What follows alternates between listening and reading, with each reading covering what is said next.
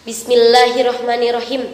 Uhayyikum bitahiyatil islamiyah, tahiyatan mubarakah, tahiyatan min indillah, tahiyatan min ahlil jannah.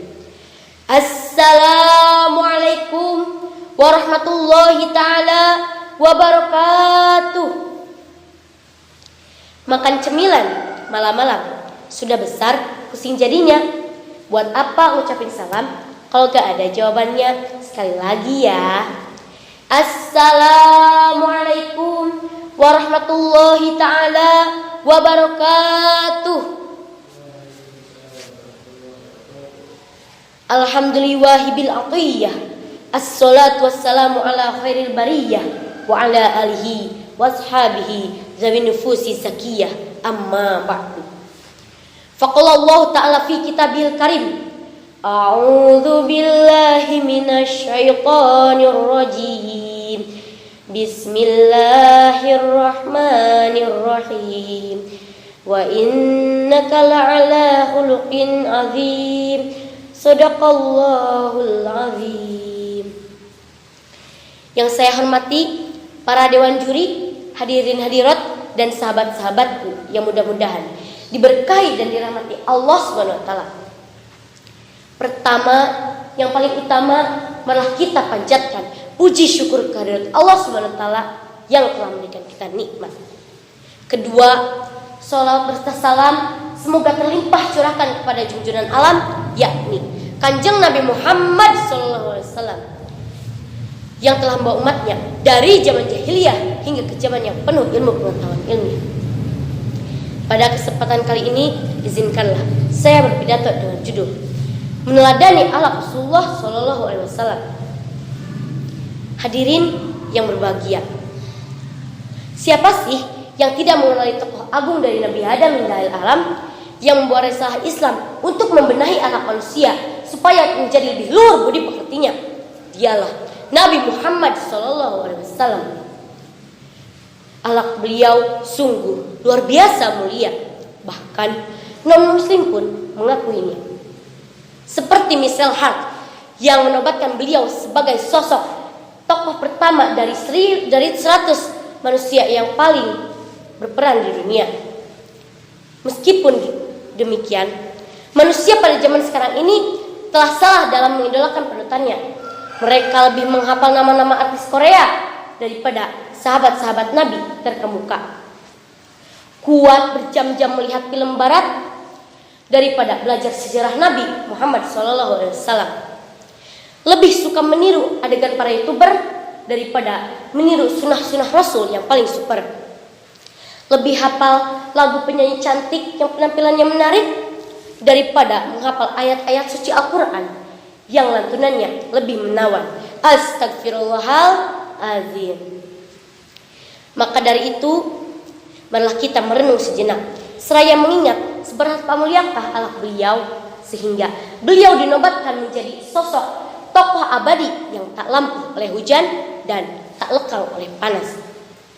Hal tersebut tidak lain dan tidak bukan karena akhlak beliau adalah Al-Quran, kalamullah yang paling suci dan bersih dan mulia.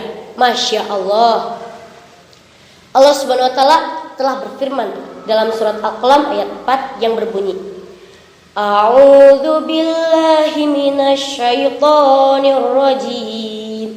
Bismillahirrahmanirrahim. Wa innaka la'ala khuluqin 'azim. Dan sesungguhnya kamu benar-benar berbudi pekerti yang agung. Hadirin dan hadirat yang dimuliakan Allah Subhanahu wa taala. Apabila akhlak Rasulullah SAW adalah Al-Quran, maka segala sesuatu yang berhubungan dengan perkataan, perbuatan, dan kehidupan pasti sesuai dengan Al-Quran. Beliau menjaga hubungan antara hamba dengan Rabb-nya sehingga beliau menjadi orang yang paling bertakwa kepada Allah Subhanahu wa taala.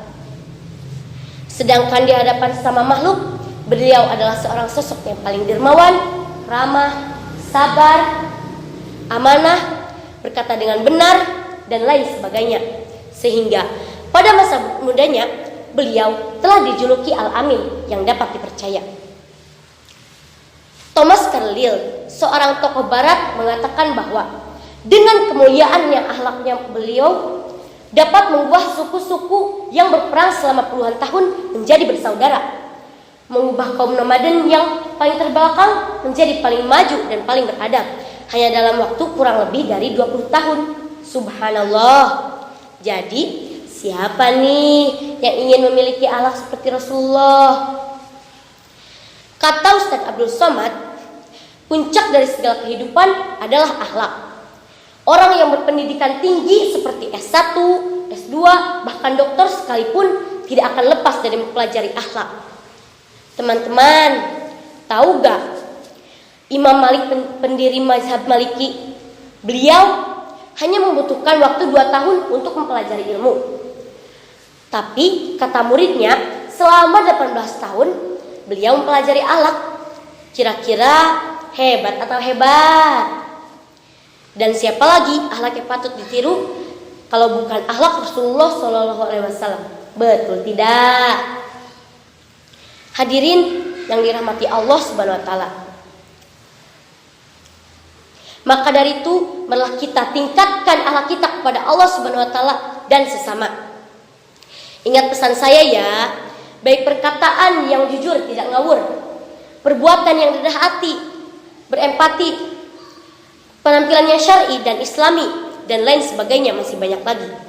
Dan jangan sampai kita berbuat seperti apa yang dikatakan Muhammad Abduh, seorang tokoh pembaharuan dari Mesir, mengatakan bahwa Islam adalah mahzubun bil muslimin, yang ditutupi oleh perilaku muslim sendiri dan jauh dari nilai-nilai akhlak islami. Na'udzubillahi min dzalik. Tak terjangkau tinggi pekertimu, tak tergambar indahnya akhlakmu, tak terbalas segala jasamu. Sesungguhnya engkau Rasul mulia, tabahkan hatimu menempuh dugaan, mengejar arti kesabaran, menjulang panji kemenangan, terukir namamu di dalam Al-Quran. Sahabat-sahabatku yang mudah-mudahan diberkahi dan dirahmati Allah Subhanahu wa taala. Mungkin cukup sekian apa yang dapat saya sampaikan. Mohon maaf atas segala kekurangan dan terima kasih atas segala perhatiannya.